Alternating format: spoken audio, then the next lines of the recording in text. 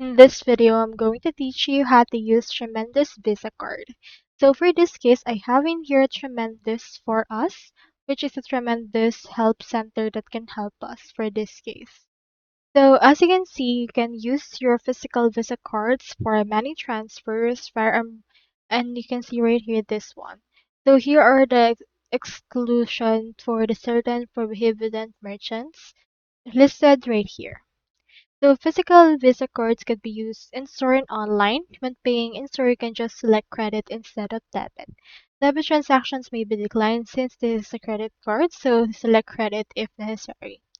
So as for online, you can just input your details online and then it should be able to be processed through online platforms such as online shopping as well as other shopping sites that you actually go over and then see.